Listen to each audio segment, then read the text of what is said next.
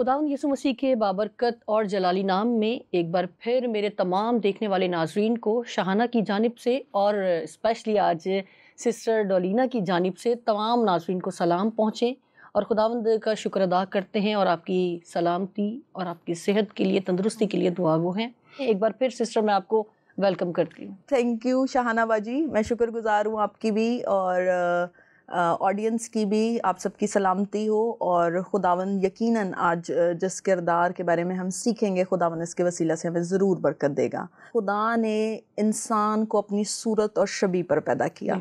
सो जब उसने इंसान को पैदा किया तो उसमें सिर्फ आदम ही नहीं है, उसमें हवा भी है। अमूमन तौर पर जब हम बातचीत करते हैं या हम हवा से या हम ख़वातीन से बात करते हैं और उनसे पूछते हैं कि आपकी ज़िंदगी का मकसद क्या है, तो वे बोलते हैं कि हमें खुदा ने मददगार के तौर पर बनाए, हम जॉब में हेल्प करें, हम घर का काम संभालें, तो इसलिए इस एतबार से हम मददगार हैं। लेकिन इससे कबल के वो अपने शौहर की मददगार हैं, खुदा के इरादे में वो थी। और जो है खुदा ने क्योंकि सूरत और शबी पर पैदा किया तो खुदा चाहता है कि वो जो है अपनी खुदा की क्वालिटीज़ को जो है मुनक्कस करें, उसको ज़ाहिर करें और उसके किरदार को जो है वो वाज़े करें।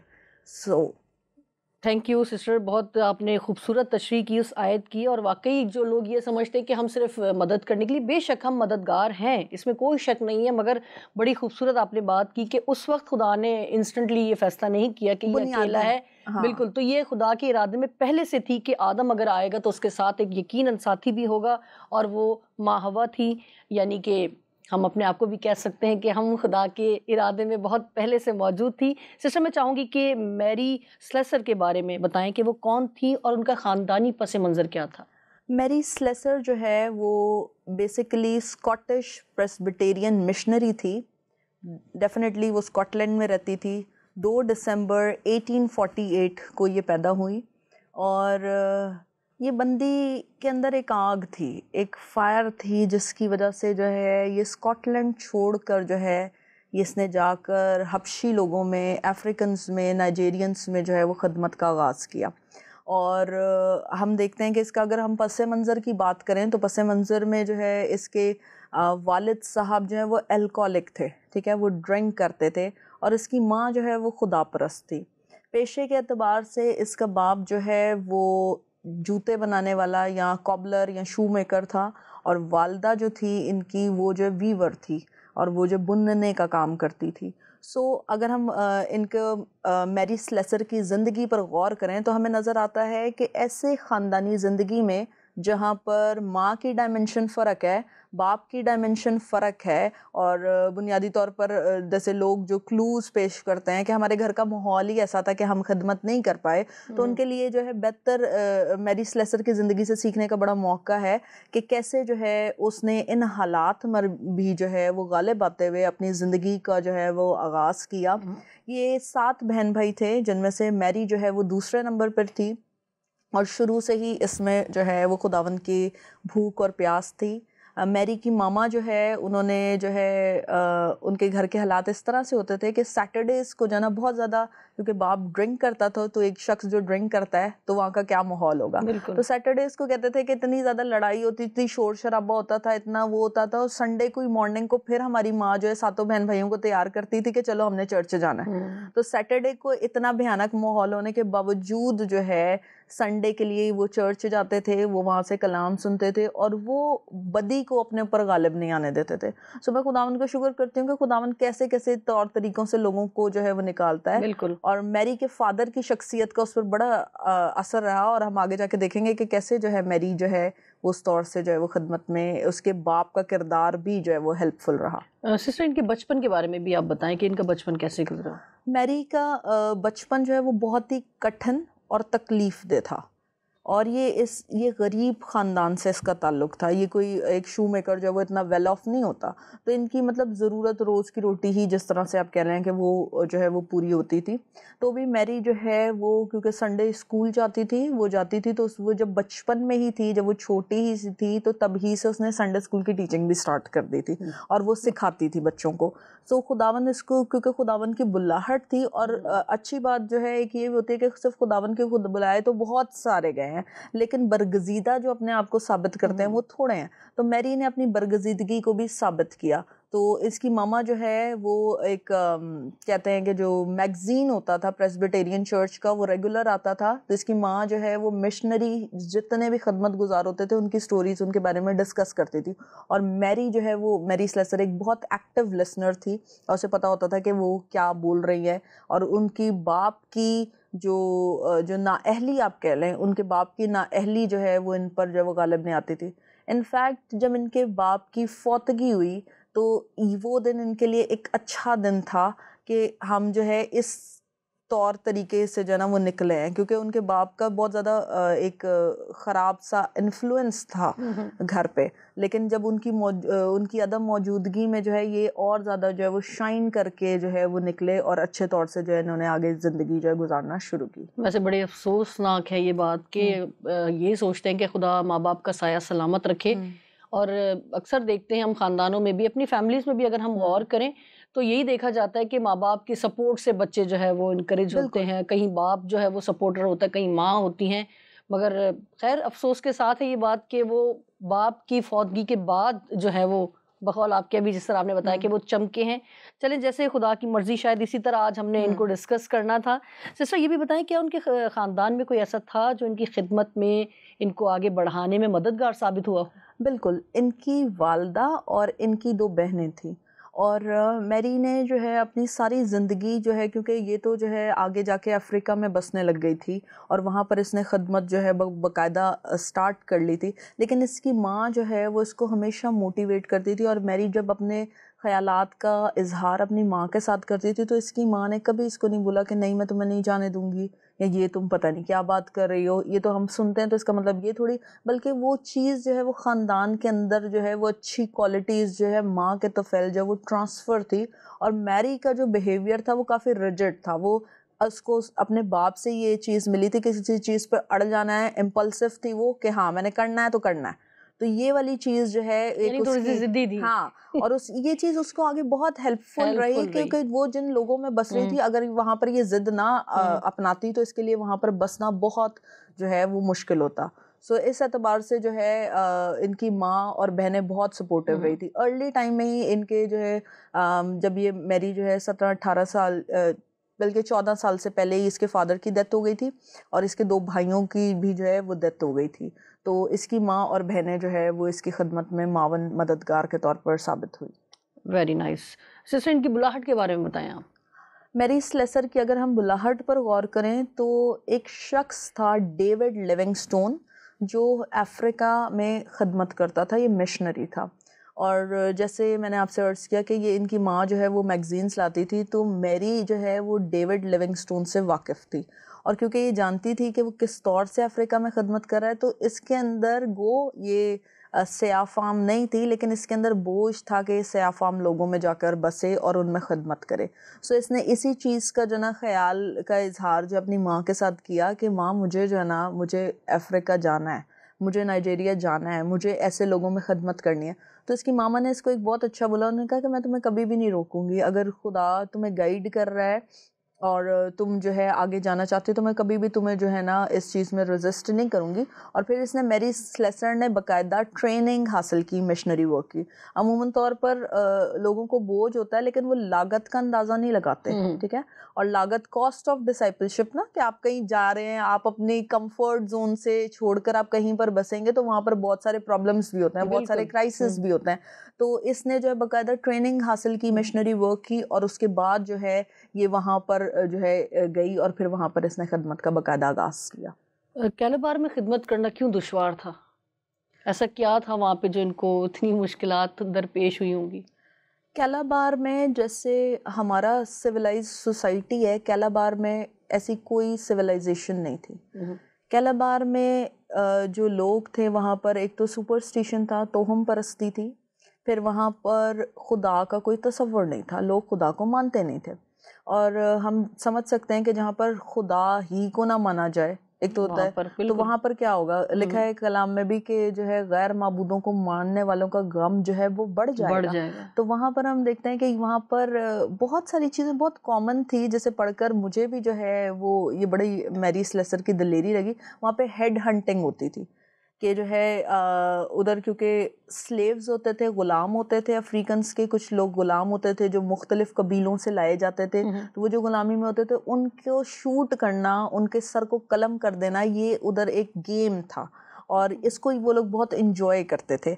और फिर जो है खून की जो है ना, किसी को मार मार के उसको जख्मी हालत में कर देना कि वो मर जाए, तो इस तरह के उनके शौक थे। जिस तरह से हम देखते हैं कि जो है बाज अरबी मुबालिक में जो है ऊंट पर जो है वो बच्चों को लाद कर वो करना, वो गेम है उनके लिए। तो इसी तरह से लोगों को जो है कत्ल करना और लड़ाइयाँ झगड़े करना, ये वहाँ का जो है एक आम सी बात थी और वो इसको एंजॉय करते। तो कैलाबार में खिदमत करना इस एतबार से बहुत टफ था कि अगर किसी शख्स को खुदा खौफी ना हो और किसी शख्स को यही ना लगे कि जो है जो मैं कर रहा हूँ वो गलत है, यानी कि गलत और सही का तसव्वुर ही ना हो, तो उधर जो है बसना ऐसे लोगों में किस कदर दुश्वार है। बिल्कुल बिल्कुल।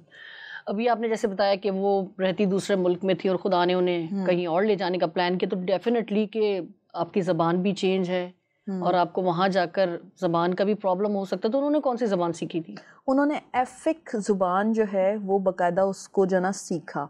और ये मेरे लिए और आपके लिए और मतलब जितने हमारी ऑडियंस है उनके लिए भी एक चैलेंज के तौर पर भी है कि अगर हमें जो है खुदा किसी जगह के लिए बुलाहट देता है या खुदा हमें किसी ख़ास कबीले में ख़ास किस्म के लोगों में जाने को बोलता है, तो हमें अब वेल प्रिपेयर भी होना है। तो ये जो है इसने बाकायदा एफिक ज़ुबान सीखी और इसका क्योंकि मिजाज जो है ये स्ट्रॉन्ग हेड थी और बहुत ही विल पावर इसकी स्ट्रॉन्ग थी, तो इसने वहाँ की ज़ुबान भी नहीं सिर्फ सीखी बल्कि इसने वहाँ की बहुत सारी चीज़ों को अपनी ज़िंदगी में अपनाया ताकि ये वहाँ पर अच्छे तौर से बच सके। तो बुनियादी तौर पर जैसे ज़ुबान का बड़ा इन्फ्लुएंस होता है, अगर पठानों की किसी मार्केट में जाएं तो अगर आप पश्तो बोलेंगे तो आपको थोड़ा बहुत फेवर मिल जाएगा। तो इसी तरह से ये वहाँ पर जब गई तो अगर क्योंकि वहाँ पर मैं नहीं समझती कि अगर स्याफाम इलाका है, स्याफाम लोग हैं और वहाँ पर कोई सफ़ेद गोरे रंग की चमड़ी का बंदा है तो वो तो वैसे ही उसे कबूल नहीं करते। वो अपनों को कबूल नहीं कर रहे, वो उनको कत्लो गारत पर उतरे हैं, तो ऐसे शख्स को कबूल करना। लेकिन क्योंकि इसने बोली को तब्दील किया था, अपनी बोली सीखी थी, उनके अंदर बसना सीखा था, उनके तौर तरीके अपनाए थे, तो इस सबब से जो है इसका सर्वाइवल वहाँ पर खुदा के फजल से बहुत अच्छा रहा। ये बहुत ज़बरदस्त बात है। मैं ज़रूर यहाँ पर मौके का फ़ायदा उठाऊँगी और डेफ़िनेटली मैं अपनी उन बहनों से, बल्कि मैं चाहूँगी कि भाइयों के साथ भी गुफ्तगू करूँ कि जो खिदमत करना चाहते हैं या चाहते हैं कि खुदा ने उनको शायद बोझ दिया है, रोया दी है कि वो कहीं और जगह पर जाएँ। जैसे इब्राहिम से कहा था खुदा ने कि अपने मुल्क को, अपने नातेदारों को, अपने हमज़बानों को छोड़ कर जा। तो ये बहुत चैलेंजिंग होता है, मगर अगर ये बोझ खुदा की तरफ से है सही मायनों में, तो फिर खुदा आपके लिए तमाम राहें हमवार करता है। कठिनाइयाँ, मुश्किल, परेशानियाँ डेफ़िनेटली आपकी नॉर्मल लाइफ में भी आती हैं। तो ये तो एक बिल्कुल ही मैं कहूँगी कि स्पेशल एक आपका रास्ता होता है जिस पर से आपने गुज़रना होता है। उस पर अगर खुदा आपके साथ है तो ज़बान तो क्या, फिर आप सब कुछ कर सकते हैं। जैसे इस ज़बरदस्त खातून की हम आज गुफ्तगू कर रहे हैं, तो खुदा करे कि हम भी वेल प्रिपेयर्ड होकर लोगों में जाएँ। और जैसे अभी आपने कहा कि पठानों के बीच में अगर आपने जाना है तो इंग्लिश में बात नहीं करनी, उर्दू में नहीं करनी, कोशिश करें कि उनकी ज़बान में बात करें, तो उन्हें आपके साथ बिल्कुल अपनायत का एहसास होता है और आप उनमें जल्दी एडजस्ट हो जाते हैं। सिस्टर, मैं चाहूँगी आप बताएं कि कैलाबार में ट्विन्स बच्चों के साथ और उनकी माँओं के साथ कैसा सलूक होता था? क्योंकि यहाँ पर कैलाबार में जैसे हम बात कर रहे थे कि सुपरस्टिशन थी, डीमंस का जो है वो था, आप खुद भी इस चीज़ से वाकिफ़ हैं कि जहाँ पर खुदा नहीं होता तो वहाँ पर बदी को जहाँ फ़रोग़ दिया जाता है तो वो डेफ़िनेटली वहाँ पर इब्लीसी असर जो है वो होता है। और जहाँ पर इस तरह की चीज़ों को फॉलो किया जाता है तो वो क्योंकि इब्लीस ही ऐसी चीज़ें करवाता है, वही बदी झूठों का बाप है और वही बदी के लिए उकसाता है। तो कैलाबार में जो है ट्विन्स बच्चों का होना जो है उसको आप कह लें कि बुरा तस्वुर किया जाता था। और ये तस्वुर किया जाता था कि एक बच्चा तो इसमें से जो है वो बाप से हुआ है, लेकिन एक बच्चा जो है ये औरत की शरारत है कि इसने किसी ईवल स्पिरिट के साथ जो है वो ऐसा कुछ काम किया जिसकी वजह से इनके ट्विन्स बच्चे हुए। और मज़े की बात यह है कि उनको ये भी नहीं पता होता था कि जो इवल स्पिरिट के साथ बच्चा हुआ है वो कौन सा है, और जो है जो बाप से शौहर हुआ के है। साथ हुआ है वो कौन सा है, तो वो उनको वो भी नहीं पता होता था। तो वो दोनों बच्चों को जो है वो क्या करते थे, वो जंगल में फेंक देते थे। 5-5, 6-6 दिन तक जो है वो बच्चे जानवरों के हवाले कर दिए जाते थे कि जानवर उनको खा लें, फाड़ दें। उस औरत को भी, क्योंकि वो समझते थे कि ये बुरी औरत है, बैड करेक्टर है, और इसके जुड़वा बच्चे कैसे हो गए हैं, इसका तो एक बच्चा होना चाहिए था, तो वो उस औरत को भी जो है जंगल में जो है वो छोड़ देते थे। और इतना जुल्म करके, मारते हुए, पीटते हुए, जख्मी कर कर जो है वो छोड़ देते थे कि अब जानवर जो है वो इनको खा जाएं और इनको ख़त्म करें। तो ये इस लिहाज से, जैसे हम अभी के दौर में रह रहे हैं, हम शायद जो है हम इस तरह के सर्कमस्टांसेस से हमारा जो है वो पाला नहीं पड़ा, और ना हम जो है इन तरह की चीज़ों में, लेकिन खुदावंद का शुक्र हो ऐसे लोगों के लिए जिनके अंदर ना सिर्फ ये बोझ और तहरीक थी, बल्कि उसके बाद जो है उन्होंने अपने आप को साबित भी किया। और मेरे लिए ये बहुत ज़्यादा चैलेंजिंग बात है कि अगर खुदावंद जो है मैरी स्लेसर को इस्तेमाल कर सकता है, तो वाई नॉट हम। तो ये एक बोझ की भी बात है कि बोझ एक बीज की माने जब आपके दिल में आ जाए, तो फिर खुदा उसके लिए वसाइल, हालात और सारी चीज़ों की जो है अवेलेबिलिटी करता है। तो बहुत बुरा होता था ट्विंस बच्चों के साथ और उनकी माँ के साथ। ये तो अभी मैंने सवाल पढ़ के बोला है, ट्विंस बच्चों का जिनके 6-6, 7-7 बच्चे हुए हैं, उनका सोचें क्या हाल होता अगर वो वहाँ पर होते। मगर मैं ज़रूर यहाँ पर खुदा की शुक्रगुजारी करना चाहूँगी कि हम ऐसे मुल्क में, ऐसे लोगों में नहीं हैं। खुदा का लाख लाख शुक्र अदा करते हैं कि हमने बहुत अच्छी जगह परवरिश पाई है। और जो लोग ये सोचते हैं कि हम कहाँ पर हैं, और नाशुक्री कॉमन है कि यहाँ तो थर्ड मुश्किल वर्ल्ड है, कंट्री, बिल्कुल परेशानियां हैं, सब कुछ हैं। मगर जब हम ऐसे लोगों के बारे में जानते हैं कि उन्होंने कहाँ पर खिदमत की, तो क्या उनके लिए आसान रहा होगा अपने उस कंफर्ट जोन से निकलना, अपने उस हम जुबानों में से निकलना? क्या ज़रूरत पड़ी थी उन्हें? मगर ज़रूरत ये थी कि खुदा चाहता था कि वो उन्हें लें और इस्तेमाल करें। अगर आपको भी खुदा की बुलाहट है तो बिल्कुल पीछे ना हटें और खुदा की बुलाहट को अवलीन दर्जा दें, और फिर देखें कि खुदा आपके ज़रिए से किस तरह कलाम मुक़द्दस को दुनिया तक पहुंचाते हैं। शुक्रगुजारी करती हूँ खुदा की। एक चीज़ मैं जी यहाँ जी। पर ऐड करूँगी कि लिखा है कि खुदा के बेटों के जो ना दुनिया मुंतज़र है, मुंतज़िर है, और बिल्कुल वो जो बिल्कुल। है कि नूर जो है वो तारीकी में चमके। तो आज के दिन तक भी ऐसे इलाके, ऐसी जगहें हैं जहाँ पर यही जुल्म सितम और बारबेरियनिज़म हो रहा है, जहाँ पर लोगों को रद्द किया जा रहा है, और अगर वो जो है मसीहत की तरफ आते हैं तो उनको जला दिया जाता है, और बहुत सब कुछ हो रहा है। तो इसके लिए भी हमें जो है एक मैं कोटेशन पढ़ रही थी, तो उसमें ये था कि जब हम दुआ करते हैं कि कौन जाएगा, या जब हम ये कहते हैं कि somebody should go, तो हम ये रियलाइज नहीं करते कि वो somebody हम भी हो सकते हैं। मतलब हम सिर्फ ये कहते हैं कि somebody कोई should और ही go, होगा वो। कोई और जाए, या हम दुआ करते हैं कि कोई और जाए। लेकिन इस बात को भी समझने की ज़रूरत है कि हम सिर्फ दुआ की हद तक महदूद ना रहें ना इस रहे, हल्के में, बिल्कुल बल्कि अपने बिल्कुल आप को पेश भी करने की बिल्कुल ज़रूरत बिल्कुल। है। बहुत ज़बरदस्त बात की सिस्टर। ये बताएं कि कैलाबार में जो पसंदीदा मशगला था वो क्या था?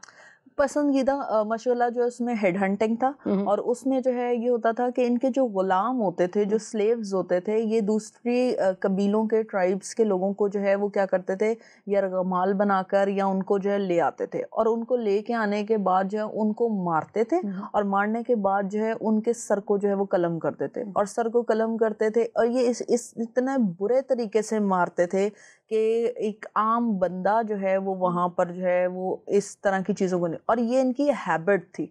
ये कोई ऐसा मशगला नहीं था जो वंस इन अ ईयर होता है या कभी इनका दिल करे। इनकी ये हैबिट में थी कि ये जो है अपने गुलामों को जो है वो लाते थे और मार कर जो है वो इस तरह से करते थे। इनफैक्ट अगर इनका जो चीफ होता था वो मर जाता था, तो उसके साथ जो उसके गुलाम भी होते थे ना, तो उसका भी ये सर काट कर जो है चीफ की कब्र में ही डाल देते थे। तो मतलब एक बहुत ही सख्त ज़मीन, जैसे हम कहते हैं कि अफ्रीका जो है एक सख्त ज़मीन, नाइजीरिया इस एतबार से बहुत सख्त ज़मीन थी। ऐसे लोगों में बसना और काम करना, ये वाकई में जो है दिलेरी और जुर्रत और खुदा के रूह के बगैर जो है, खुदा के रूह में बंद कर जो है यहाँ पर खिदमत की जा सकती थी। फिर ये भी बताएं कि मैरी स्लेसर कैसे वहाँ पर बसने में कामयाब हुई? इतनी मुश्किल परेशानियाँ जिस तरह से आपने एक स्केच खींचा है, मैं तो खुद सोच रही हूँ, क्योंकि हम भी खुदा के फजल से मिशनरी हैं और डिफरेंट जगहों पे जाना होता है, जहाँ जहाँ खुदा ले जाता है। इंटीरियर में ही जाके आपके हवास जो है वो बहाल नहीं रहते, क्योंकि वहाँ की गर्मी से सारे वाकिफ़ हैं। मगर शुक्र करती हूँ खुदा का कि खुदा जब जब लेकर गया है, हर तरह के मौसमी असरात से, बीमारी से, वबा से खुदा ने बचा के रखा है। मगर मैं समझती हूँ ये बहुत आसान है जो हम करते हैं। जिस तरह से अभी हम पढ़ रहे हैं, तो वो कैसे कामयाब हो गई? एक मतलब बिल्कुल ही मैं जैसे आप ही आपने की कहा। बात को बढ़ाऊंगी। जैसे इंटीरियर में भी जाते हैं तो लिखा है मेरा फजल तेरे लिए काफ़ी है। बेशक। तो ये फजल ही था जो मैरी स्लेसर को भी लेके जाता था। और फिर इसने ना सिर्फ जो है वहाँ पर आप कहेंगे कि वहाँ की ज़ुबान अपनाई, वहाँ के तौर तरीके अपनाए। ये वैसे ही इम्पल्सिव, जिस टोन में वो बात करते थे ये उसी टोन में बात करती थी, जैसे वो हंसते थे ये वैसे ही हंसती थी। मतलब इसने इतनी ज़्यादा आइडेंटिफिकेशन कर ली थी उनके साथ कि उनको जो है कबूल करना इसको जो है वो इस कदर जो है मतलब बेहतर हो रहा था। उन्हें लगता था कि ये हमारी टाइप के, गो कि इसकी रंगत फ़र्क है लेकिन लगता है ऐसा है कि ये हमारी टाइप की है। और फिर जो है इसने अपने खाने पीने का भी चेंज किया हुआ था वहाँ पे। हम देखें कि अगर जो है एक वैसे ही बात की जाए तो लोग जो है वो मिनरल वाटर जो है उसके अलावा जो उनका गुजारा नहीं होता। नहीं होता। और ये जो है ये उस इलाके में अनफिल्टर्ड वाटर पीती थी, ये पीती थी। और मैं समझती हूँ कि बड़ा खुदा का फजल है कि गंदा पानी पीना और वहीं के खुराक खाना। इसको जो पैसे, जो पेमेंट इसको होती थी, जो इसको थोड़े बहुत पैसे मिलते थे, जो इसकी अर्निंग होती थी, ये उसको अपने ऊपर नहीं लगाती थी, ये इसको अपनी माँ और बहनों के लिए भेजती थी स्कॉटलैंड। तो वहाँ पर ये जैसी उनकी खुराक होती थी वो खुराक खाती थी। जैसे एरिया में वो रहते थे जहाँ पर बहुत ज़्यादा धूल मिट्टी और गड़े टाइप का कच्चे घर, उस तरह के माहौल में ये रहती थी। और जो है इसने हर एक चीज़ को अपनाया, हर एक चीज़ को जो है कबूल किया। जैसे पौलुस रसूल कहता है कि मैं बढ़ना भी जानता हूँ और घटना भी जानता हूँ। तो इसने अपने आप को बहुत सारी चीज़ों में पस्त किया। जैसे खुदावंद यीशु मसीह अपने आप को पस्त करके जो है वो रूए ज़मीन पर आए, तो वैसे ही इसने भी अपने आप को बहुत पस्त किया ताकि अफ्रीका में बेदारी का काम हो और अफ्रीका में लोग जो है वो मसीह यीशु को जाने। यहाँ पर मुझे कलाम मुकद्दस की वो आयत याद आ रही है कि जब तक गेहूं का दाना ज़मीन में गिर कर बिल्कुल ख़त्म नहीं होता, बिल्कुल इसी तरह से है कि जब तक आप अपनी मैं को, अपने आप को, अपनी ख्वाहिशात को, अपनी उन तमाम आसाइशों को इग्नोर नहीं करते, तब तक आप किसी के साथ एडजस्ट नहीं हो सकते। बहुत ज़बरदस्त बात है ये, और मैं बहुत इंस्पायर हो रही हूँ इस खातून को पढ़ के। खुदा का शुक्र है। सिस्टर ये भी बताएं कि जब मैरी ने ओकोयोंग जाने का फैसला किया तो उनके मसीही दोस्तों का क्या रद्द-ए-अमल था? कैलाबार की सिचुएशन से कई ज़्यादा जो है ख़तरनाक जो है वो हालात थे ओकोयोंग के।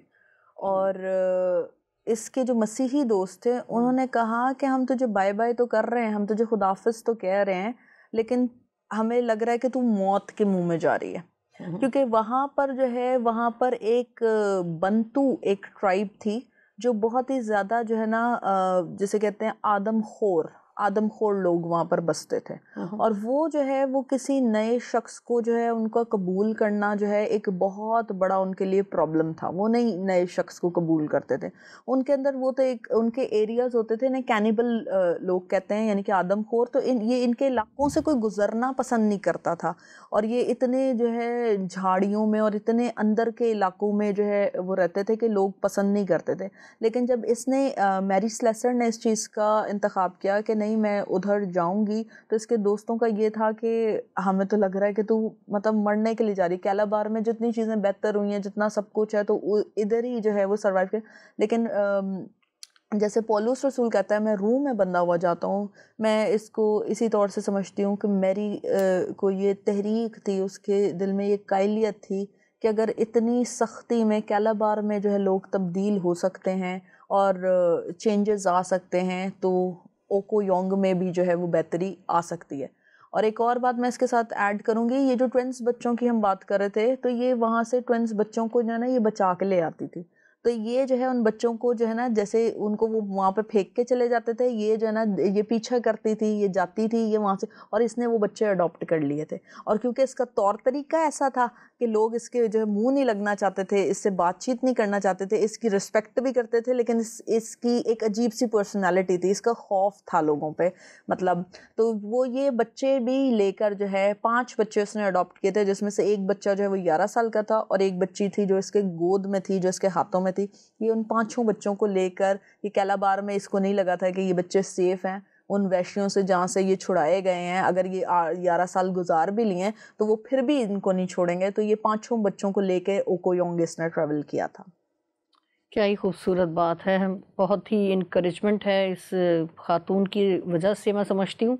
और मैं उम्मीद करती हूँ कि खुदा जो है इस प्रोग्राम के वसीले बहुत सारी ज़िंदगियों को तब्दील करने वाला है। खुदा ऐसे ही करेगा, आमीन। सिस्टर, मैं चाहूँगी आप बताएं कि चीफ एडम की मौत के वक्त क्या अहकामात दिए गए थे और मैरी ने उन अहकामात को कैसे तब्दील किया? चीफ एडम जो है वो बेसिकली ओकोयोंग का था, और जो है उसकी मौत पर जो है वो ये अहकाम जारी किए गए थे। एक विच डॉक्टर थी, एक जिस तरह की बदरूहों को ये मानते थे, जो सुपरस्टिशन थे, तो इनका कहना ये था कि जो है वहाँ से जो है एक, अगर हम जो है जो 7 की ट्राइब्स हैं वहाँ से हम जो है किसी को लेके आएँ और उसको हम कत्ल कर कर जो है वो चीफ ओकोयोंग के साथ जो है हम उसका खून जो है वो दफन करेंगे, तो फिर जो है चीफ ओकोयोंग की जो है ना, मतलब एक तरह से सलामती है, बेहतरी है, और इस तरह से है।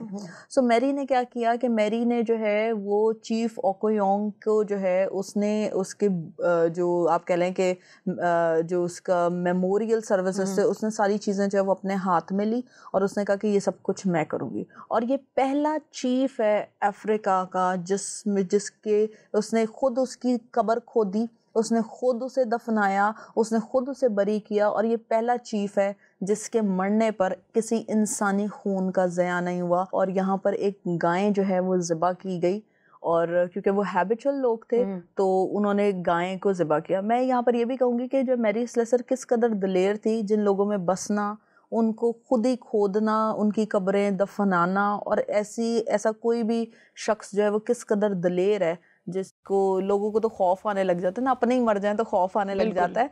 तो खुदावन का एक बेहतरीन फजल जो है मैरी स्लेसर पे था, और ये पहला चीफ था जिसको जो हम कहते हैं कि तारीख का चेंज यहाँ से जो है वो स्टार्ट हुआ।